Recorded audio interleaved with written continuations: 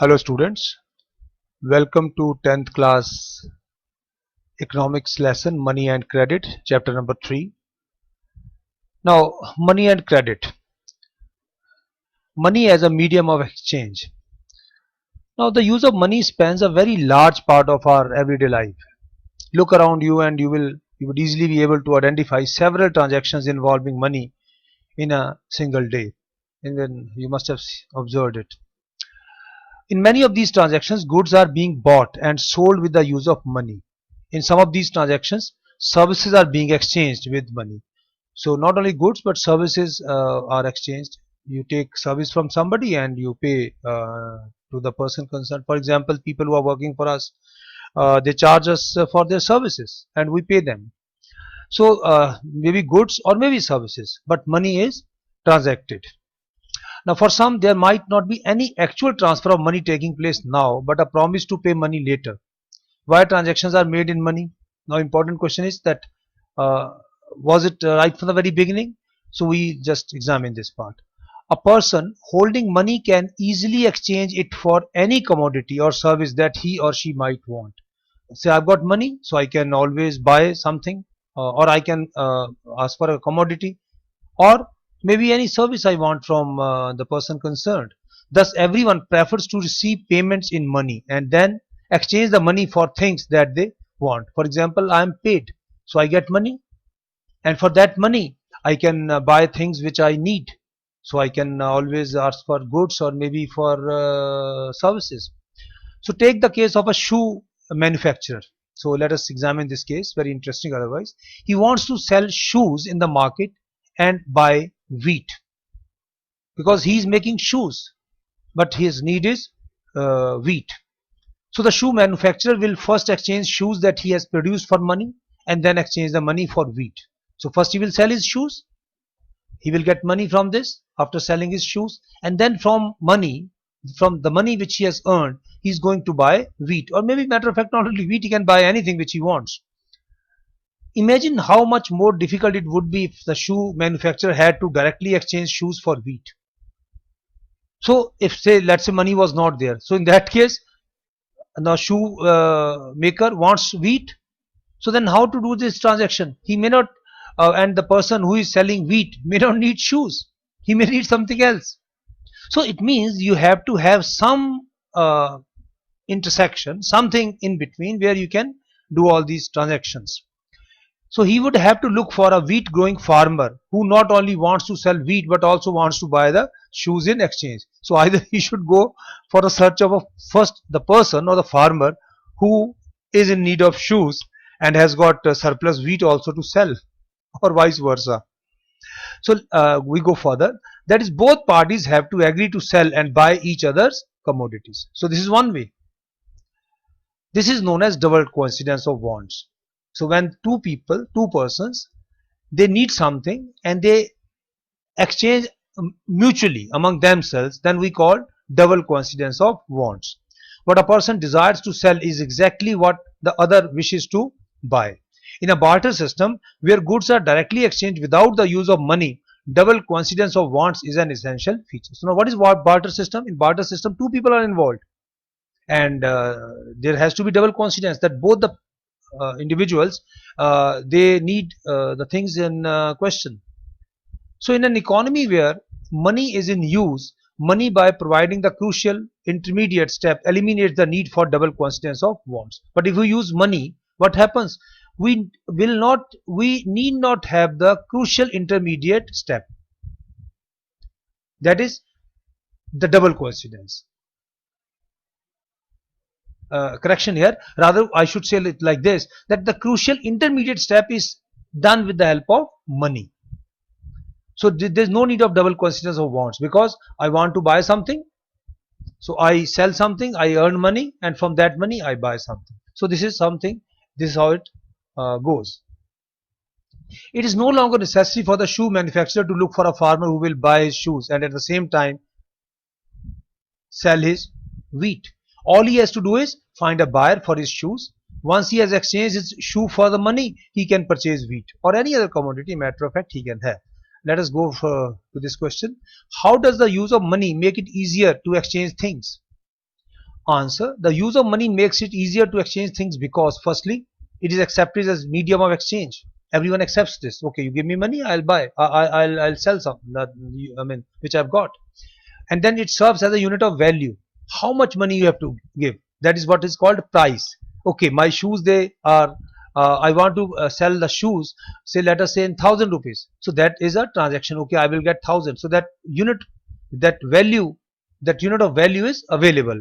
And third important thing is it solves the problem of double coincidence of wants. That to anyone you can sell anything, from anyone you can buy anything. So this double coincidence need not to be there.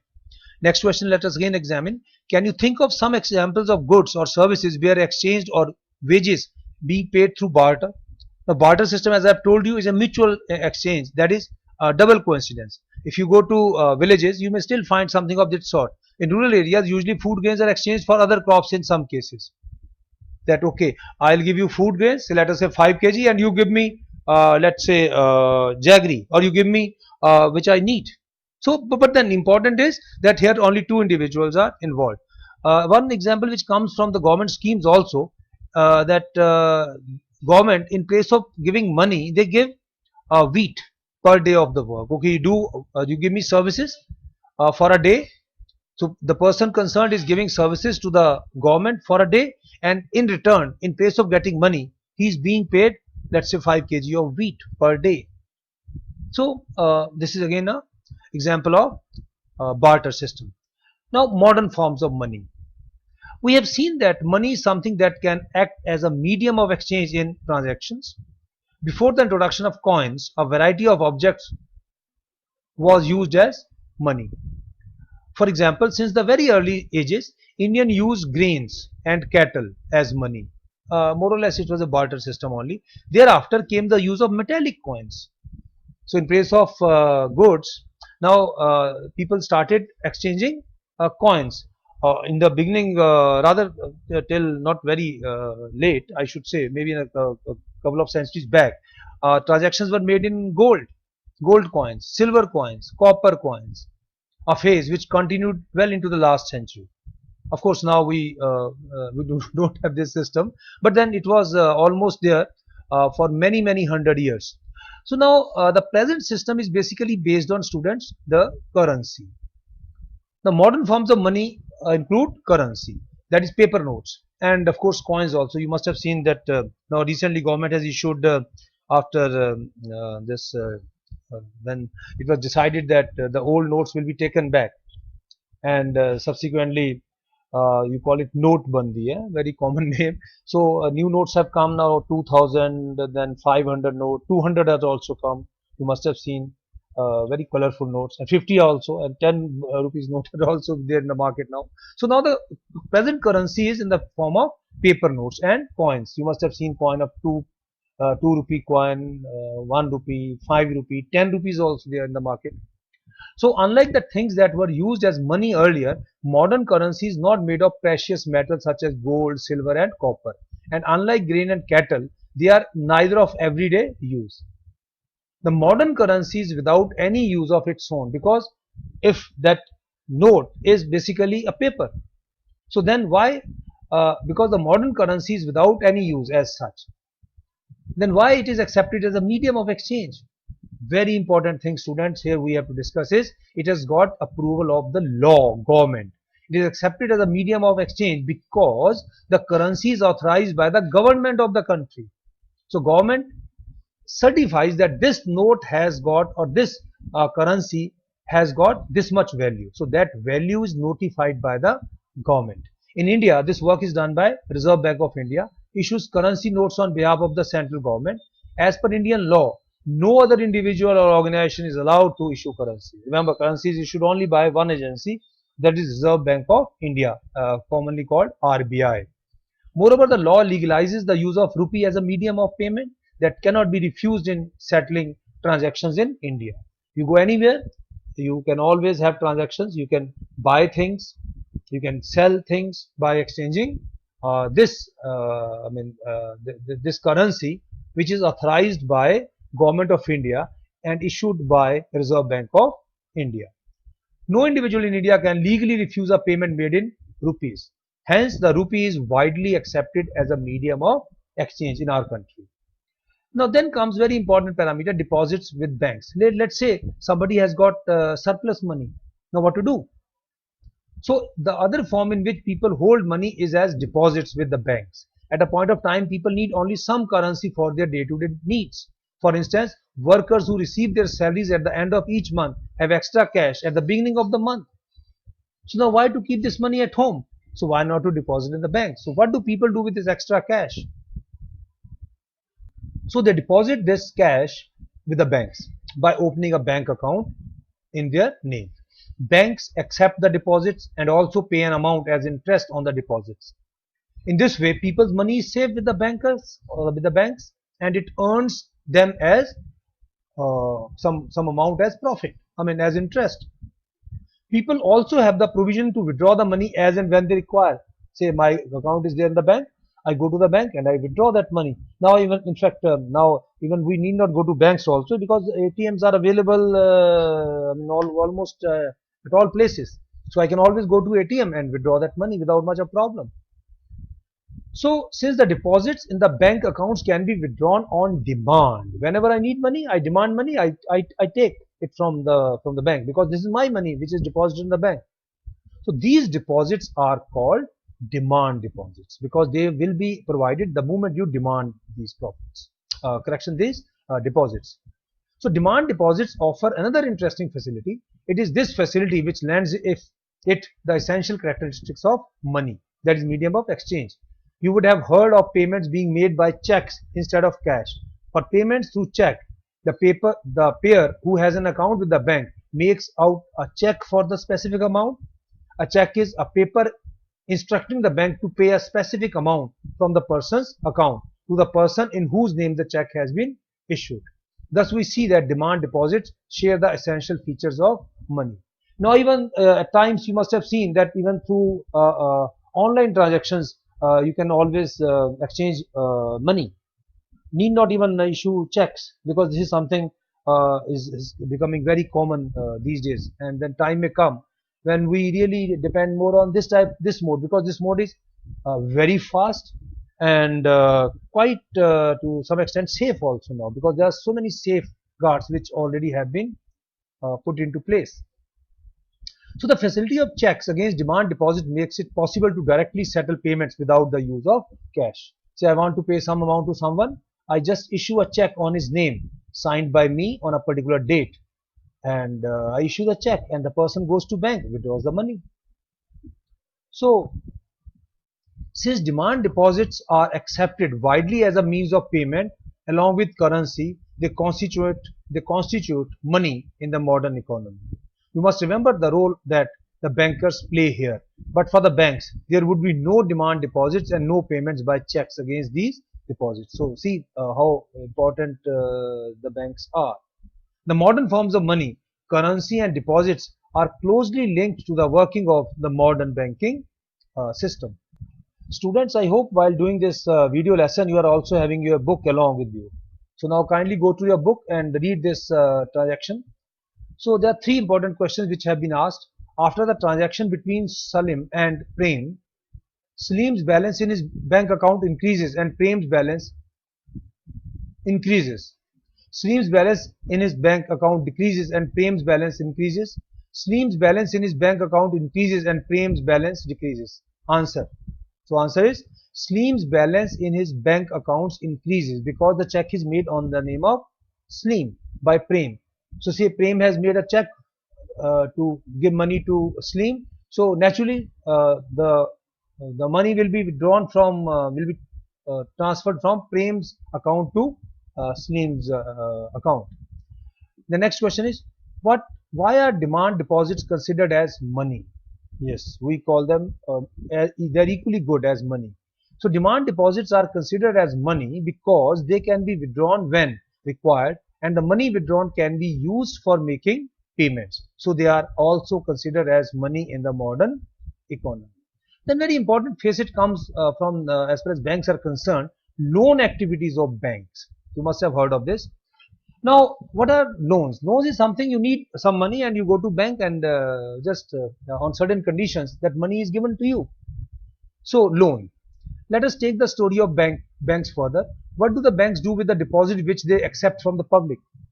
There is an interesting mechanism at work here. Banks keep only a small proportion of their deposits as cash with themselves. Matter of fact, banks in India these days hold about 15% of their deposits as cash.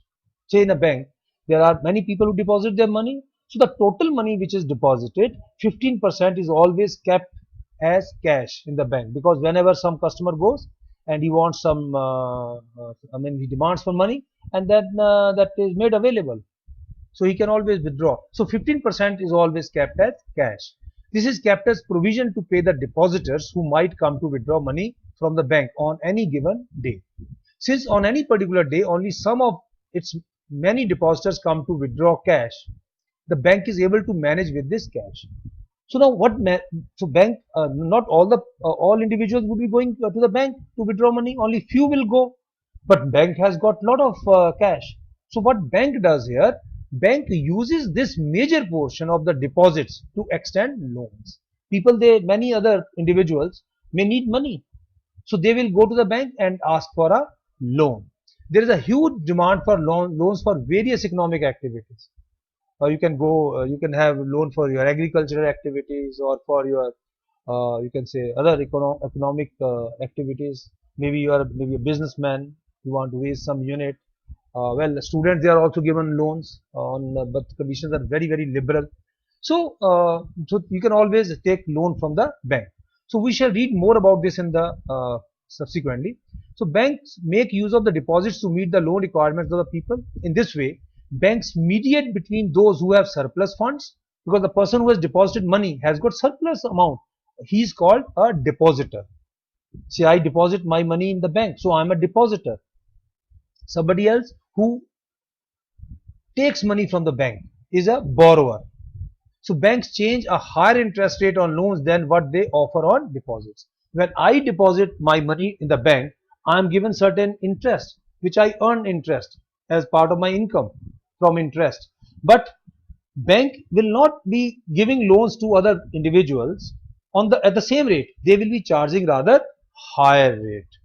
So this way, banks, they earn profit. They may give me, let us say, banks give me 4% on my the money which I have deposited, but then they charge 10 to 12% from, say, the person who has taken the loan. So here we find banks, they make not profits, but it is source of their income. So main source of income, I should say. A question comes here now, students. What do you think would happen if all the depositors went to ask for their money at the same time? So let's say there are 1,000 people who have got, or persons who have got account in their account in a particular bank, and all of them they go on the same day and withdraw their money, and they want to withdraw their money, I should say. So, so what type of crisis this may have? So see here, if all the depositors would go to the banks and withdraw their money at the same time, then there will be huge cash crisis in the bank, as they will run out of money. Kindly correct this word. This is out. Run out of money. They will not be able to give loan to markets and several companies. There will be no daily transactions in banks because the money is withdrawn. So bank they don't have money now. So footfall will be, correction, the footfall will be nil. Again, there is some mistake over here, it looks like. So kindly check from your book also. Uh, the important thing is that there will be no sort of exchange of money here. No loans can then be given as crop loans also. So this will affect the agricultural produce for the impending season. Banks Bank cash reserve ratio will also decrease drastically. It will lead to a complete collapse of the financial system. So it is very difficult to manage, because if all individuals withdraw money, banks will not have any money, so they cannot extend loans to the people who need money. So it is a crisis. So it should not happen in a good economy, but at times when currency fails, it has happened in many countries. But that way, I think our country's economy is quite strong. Now comes two different credit conditions.